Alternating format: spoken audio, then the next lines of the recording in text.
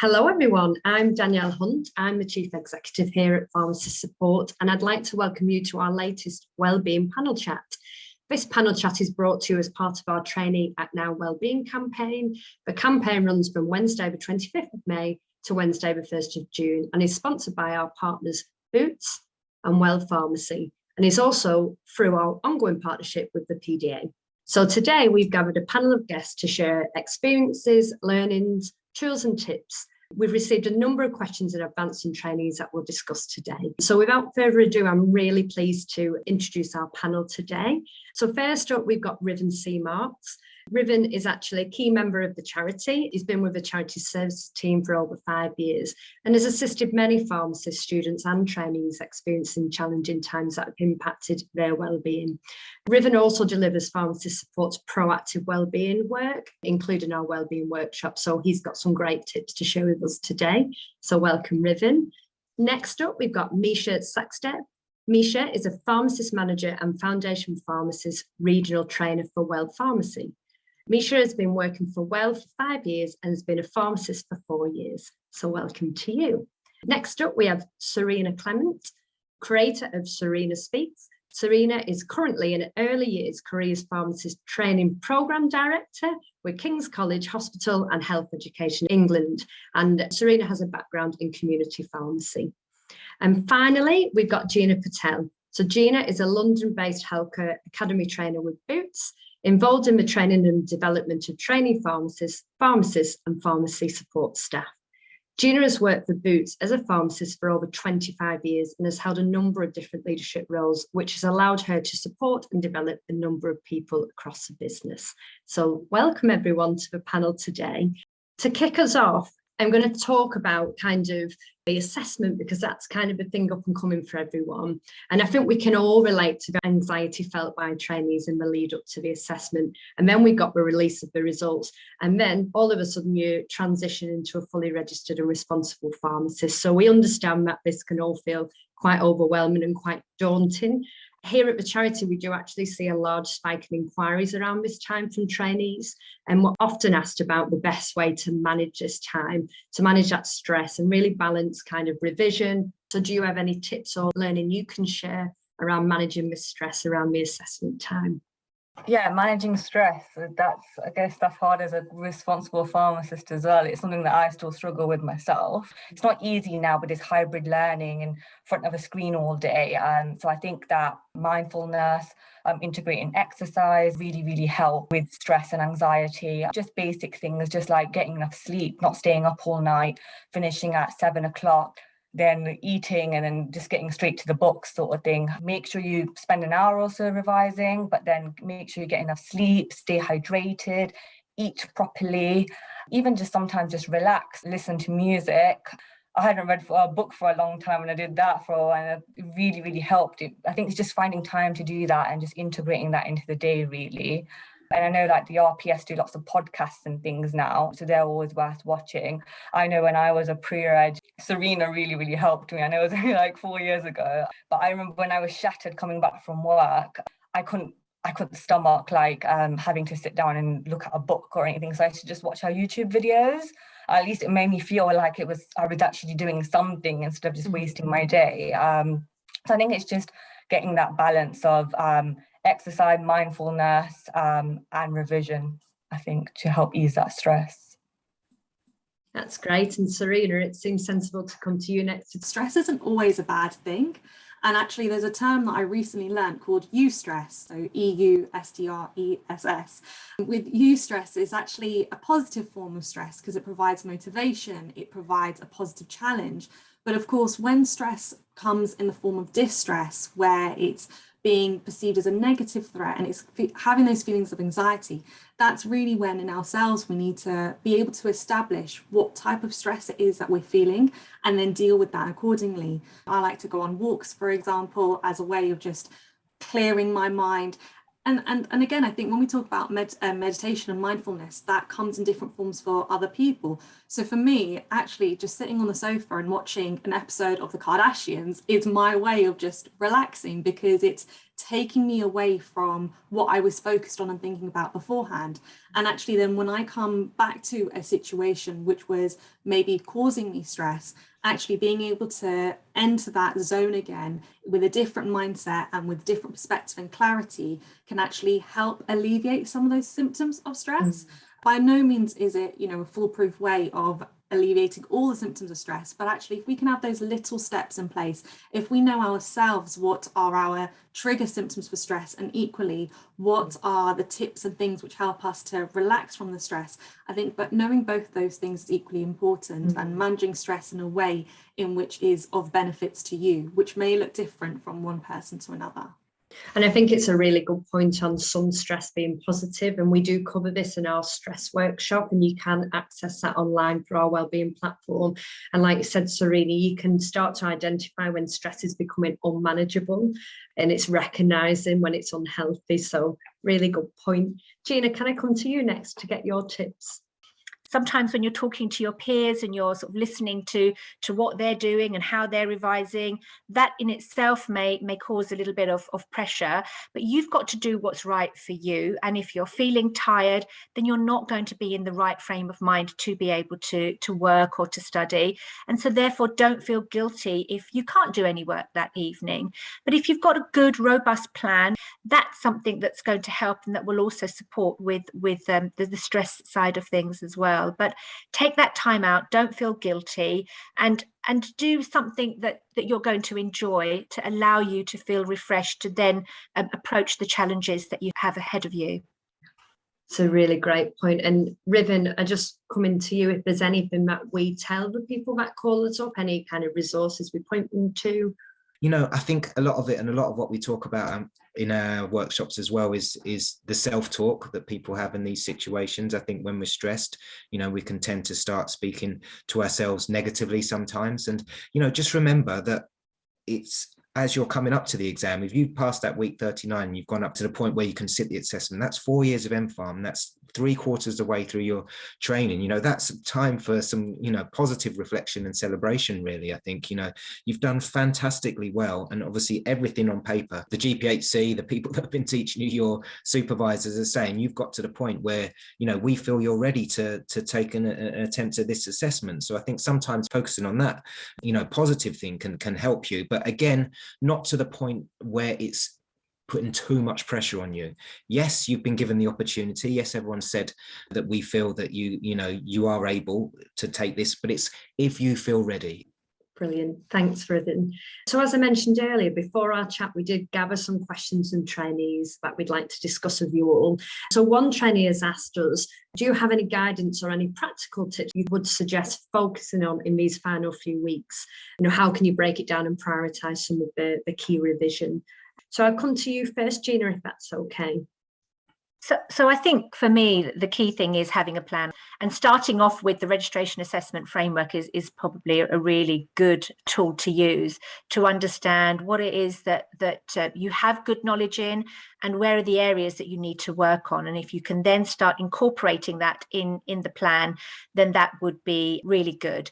So I would also suggest work on the areas that are the areas that you need to develop in, because I think it's very easy to go to the topics that perhaps are the ones that you are stronger in. You're thinking you'll just cover that again. Don't forget the topics that perhaps you're not as strong in. And sometimes buddying up with somebody might be an option. If you've got a buddy, or even whether you're meeting that person or you're doing calls like this where you're having chats on Zoom, sometimes that in itself can actually allow people to remember things, recall information, and have a really good breadth of knowledge. So don't just stick to the BNF. There's lots of other different resources out there as well. And make sure that you're accessing all of those resources. Speak to your colleagues, to your peers, to your supervisor to understand what resources are out there that you can actually access to expand your knowledge. And I think the other thing just to mention is just support each other, because if you have got some knowledge and you're able to share that with somebody who's going through the assessment as well, that's another way of you testing your understanding and being able to support others at the same time. So I think that's really, really important. That's fabulous. Thanks, Gina. Micha, do you have anything to add? Past papers, because I know a lot of them start focusing a lot on past papers at this time of year. So I would say just a tip from myself is use them as a way of identifying gaps in your knowledge and then kind of revisit those topics again, rather than, because I know there's a lot out there that you can go and buy, and obviously that becomes a financial issue as well. So just use the main things that are out there for you. Use the most, like the recommended resources, look at your training provider, see what they've given you throughout the year, go and revisit those again. And in terms of peers, I know obviously peers can be useful, but I know from my experience, don't focus too much on what your peers are doing as well, because obviously the way that they prepare, the way you prepare might be completely different, and that can throw you off course a little bit as well, because they might be a completely different style of learner to you. So maybe at this time of year, I would suggest sticking to your plan, your time off, and just focus on yourself more than anything. And we have had a question a little bit more practically about the actual day and how candidates can prepare themselves for the assessment day and what they can do. So River, I'm going to start with you, because I know we get a lot of queries about what happens on the day, what should I be thinking about? So if I can come to you, and then we'll see if there's anything extra. Just do read the GPHC assessment info really carefully. You know, all of their guidance, obviously they've got their assessment page online, you know, lots of information in the foundation training manual there, you know, things such as what you need to take to the assessment, what you're allowed to take to the assessment. You know, some trainees, of course, they want to use their own calculators, so just make sure that you're bringing one of the allowed calculators, and you know, they won't lend you one if you forget or anything, and you know, bring a backup of the calculator as well, because you know, you never know what's going to happen on the day. But you know, reading that guidance is really important, because it will tell you things such as what to do. Say for example, if something happens during the exam and you're unwell and you need to you know, withdraw from the assessment. You know, we spoke to some trainees that wasn't quite sure what to do there, and there is a process, you know, involving speaking to your vigilator and send reference number to the GPHC. So make sure you're really familiar with that guidance. I'll say it's you know, a top tip. Just make sure you know you do read through all of that. I think just a really general one, just timing on the assessment. You know, try to work out what do you have for paper 1 and paper 2 in terms of time for each question, and you know, remembering for time at the end if you want to go back and have a look at things. And you know, when you are in the assessment, obviously if it's taken you a really long time to answer a question, maybe it is time to move on to another one, because there could be ones that you'll find much easier, you know, much more easier kind of marks to get in the bag, as it were, rather than spending a lot of time on one question and then, you know, kind of stressing yourself out in the exam because, you know, you've missed out on questions, or, you know, maybe not even getting to the end of the assessment. Just really looking at your well-being and getting yourself physically and mentally in the best shape for the assessment. And, you know, we have certainly things that can help. We have our Getting Mentally Prepared workshop, which is on our new wellbeing learning platform, which you can sign up for as a trainee free of charge. We have our new top 10 tips video. And I think last but not least, in the lead up to the assessment, as much as possible, trying to have healthy sleeping habits, trying to, again, cram so much in and getting far less sleep than you need. You know, it's going to potentially have as much of a negative impact on your performance in the assessment than, say, a lack of knowledge. So it's really, you know, about having that healthy balance again. That's great. A lot of tips there, Riven. Does anyone else on the panel have any practical tips for the day, just from their experience? I would just say that have a good breakfast before you go, and maybe take lunch with you. So in that break, you're not worried about panicking and going to get some lunch. Take it with you. So then in that break, you're literally just relaxing. So just moving on, we've sat the assessment, and then there's a lot of anxiety around the results and nervousness around that. So it doesn't always go the right way. So what would you suggest as panel members our viewers do if they don't get the results they were hoping for? I don't know, Serena, if you want to go first. It's always a bit of a bittersweet day, because, you know, you have those who have passed the assessment, they're on a real high, and then of course you get those that maybe the assessment didn't go in the way that they had maybe hoped and expected. if you're someone who has sat the assessment for the first or the second time, then my advice would be to reflect on what areas it was that you really struggled with in the exam. A question I sometimes get asked is, what is, the best way to revise? What is it that I actually need to know, and what can I not know? And I think that in turn sometimes means that with the lower weighted topics, some people mitigate or they decide not to go through those areas. I think what's important to remember is that the foundation training year isn't just about passing 2 exams. It is about being a competent and confident day 1 pharmacist. And so it's not necessarily that, oh, I don't need to learn about that, but I'll just learn about this instead because that's lower weighted and that's higher weighted. Because actually when you are a day 1 pharmacist, you are going to need those topics. So if the registration assessment hasn't gone your way because actually you haven't made time for those lower weighted topics, maybe that's what you then need to focus on when the next attempt comes. And I'd also say if you can, try and consider that all the attempts that you've done in the past have been mocks, and now the next sitting that you're going to do, that's going to be the real exam. And actually knowing what the style and the structure of the exam is like, that in itself can alleviate some stress, having that expectation of, okay, this is what I need to expect when I now do my next attempt. And so that will hopefully then help you to be more focused on the assessment itself, rather than all those other worries about everything else that comes from the exam day itself. And for someone who may have done their final attempt and they haven't passed that, we sometimes forget that we have an MPharm degree, and actually that is such a useful key that can unlock so many doors for us. And whilst in that moment it can be very hard to remember that, there is so many opportunities out there. It is really a case of finding what is out there and works for you, and making connections on LinkedIn, purely just seeing things what's on Google. It may sound really simple, but actually there is so much out there. And so I think a key message would be, whether it's your first attempt or second or third, not all hope is lost. There are opportunities out there. It is really a case of trying to find what works best for you. That's great.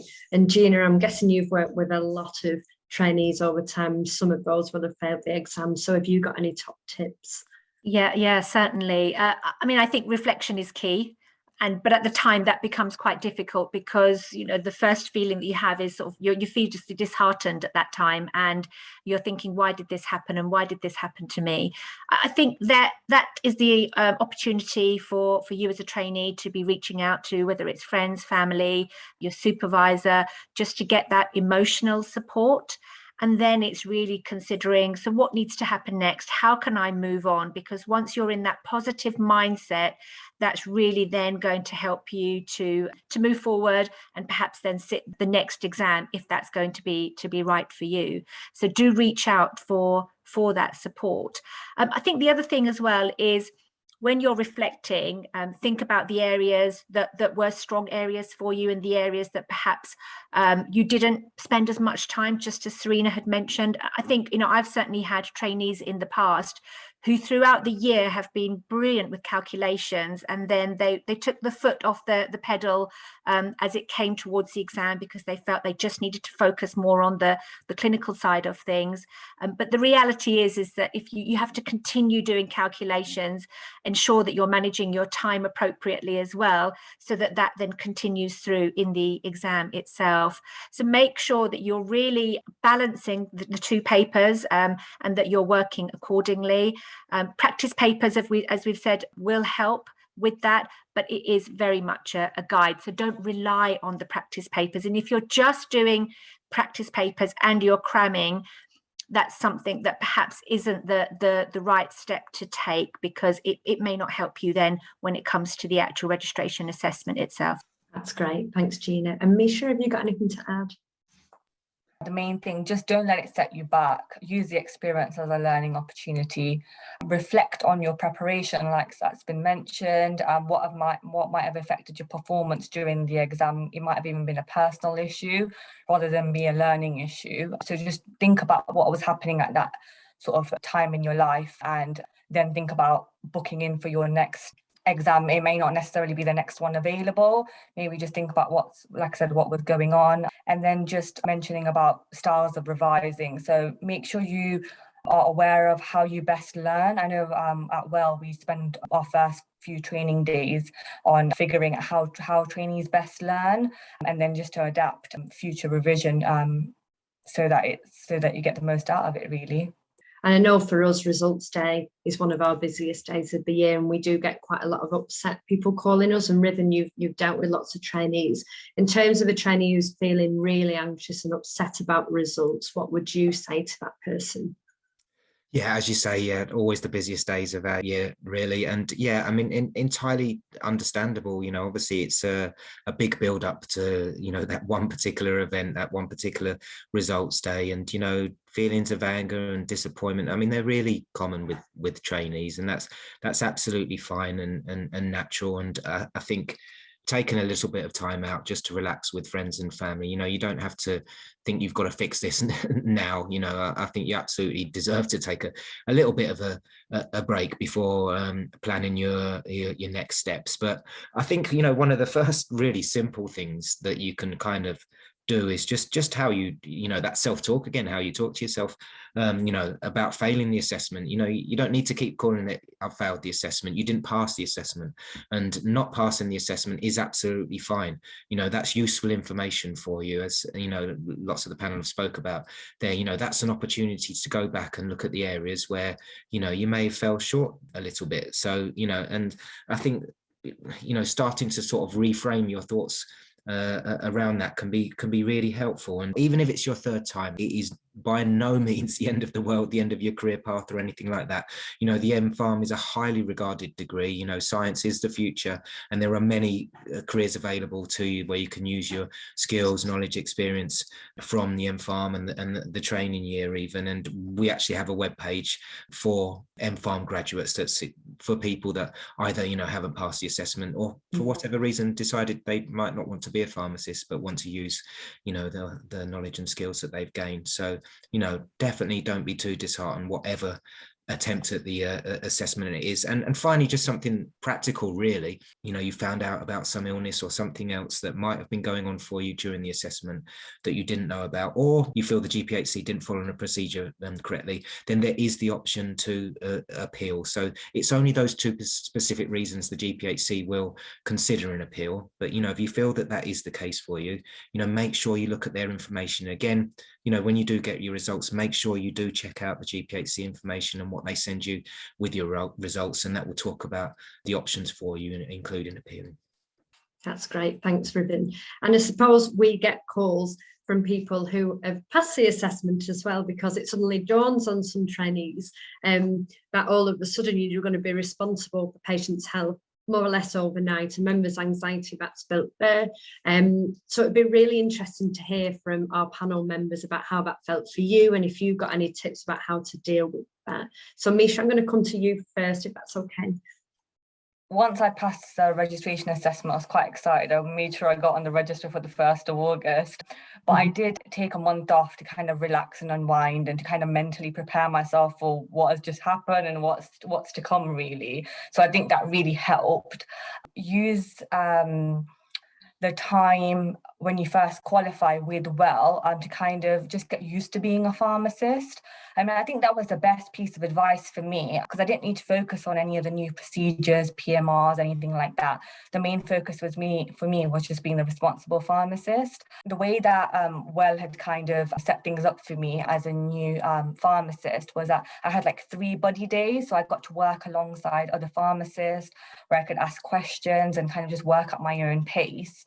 And then I was just eased into a Saturday shift, a 4-hour shift by myself with the same sort of staff. So that was really nice as well. And then as things started to feel a bit more natural, I felt a bit more comfortable. And for me, my rock for the first few months initially was my tutor. He was fantastic. Like I rang him sometimes 3 or 4 times a day. He'd really help support me and clarify things. And I think as time evolved, I just sort of developed my own sort of support network. So there was lots of reliefs that were newly qualified when I was a pre-reg. So I became friends with them. So if I ever had queries, I'd just call them, ask them, because they've been in that position the year before. And then I just used everything that was available to me. So like our intranet's pretty extensive. So I used that for specific queries. Obviously, the RPS membership was fantastic as well. But yeah, I just kind of used the people around me, used the resources that I had, and yeah, it all went pretty well. We have a good sort of setup when you first start working as a pharmacist in Boots, and certainly there is some additional support to help with the confidence levels, because to begin with, the nerves are there definitely. But what I found when I qualified, it was very nerve-wracking, just signing off that first prescription. But once you've done a few, actually the confidence does build, and it's a matter of time. But it's also being able to, again, reach out to individuals who will support you and trust you. So, have you got that crucial, essential contact list? Who will you get in touch with if there is a problem or if there is something that you need to have help with? So we definitely would recommend that. The other thing that I would suggest as well is, prior to your first day, think about how you are going to plan for that. And I would start thinking about that planning, maybe not so much now because trainee pharmacists are very much into revision mode, but certainly afterwards you have a good month to shadow your supervisor, really think about what it is that they're doing.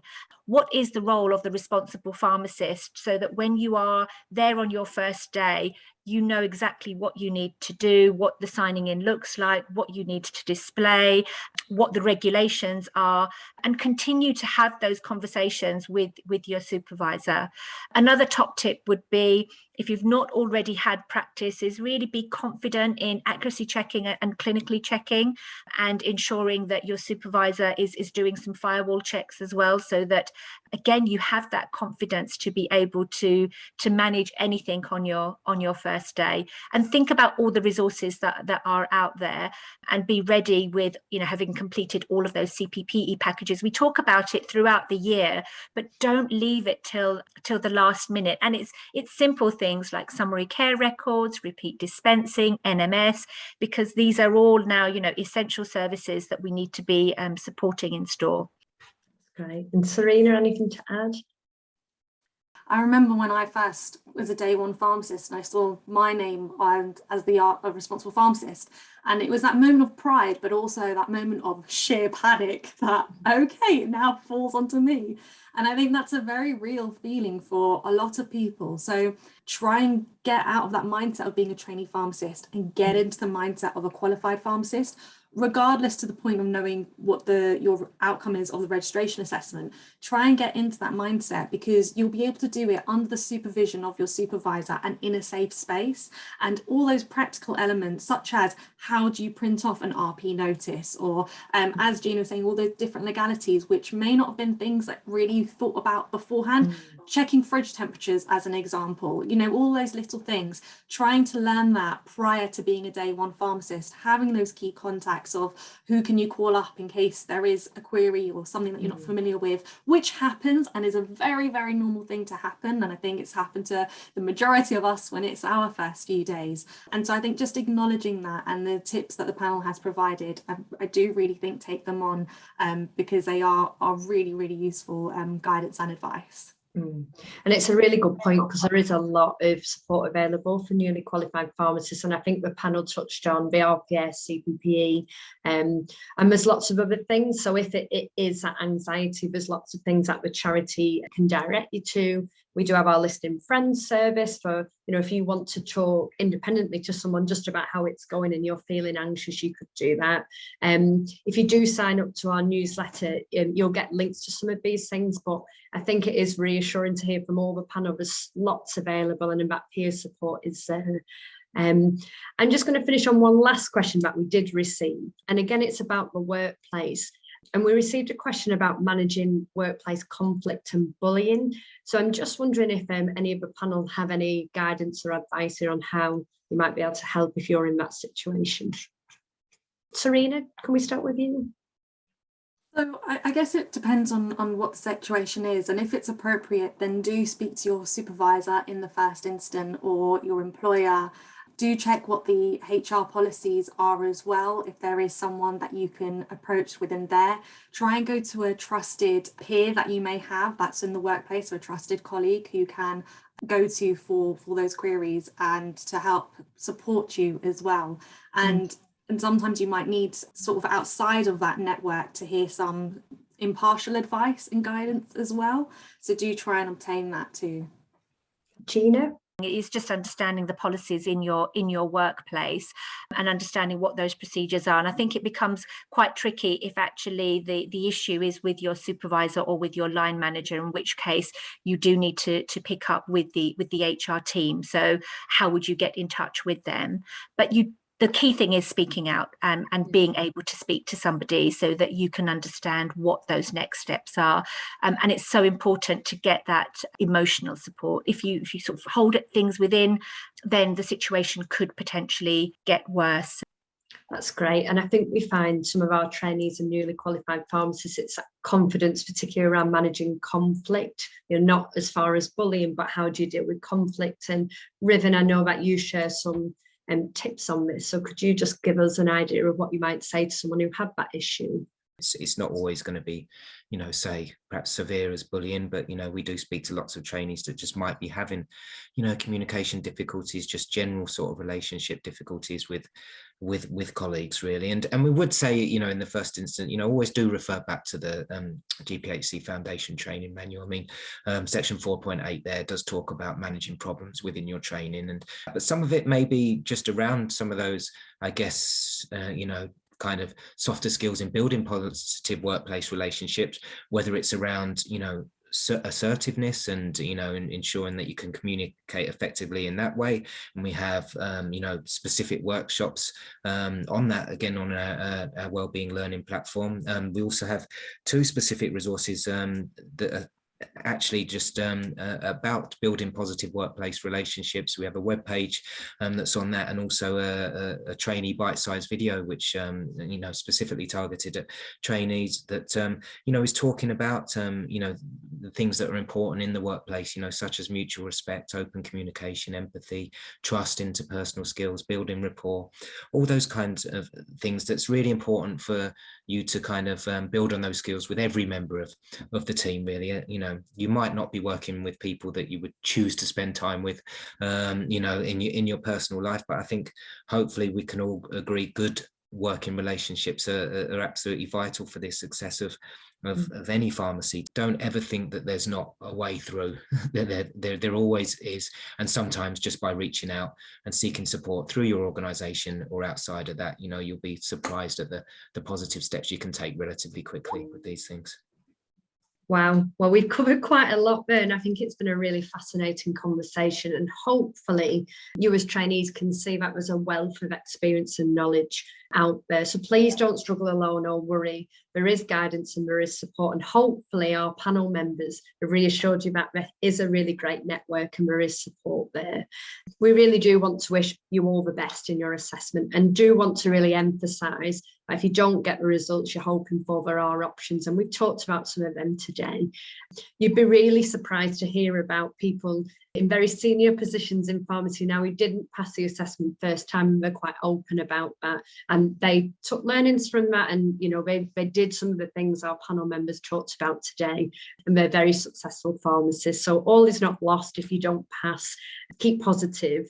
We have lots of information on our website, as Riven said, about your different options on results day, so bear that in mind.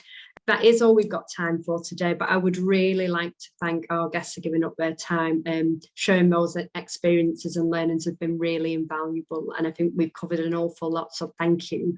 I hope that's been really useful to the people listening and our trainees. Take care, and we hope to see you again at another panel chat soon, so thank you.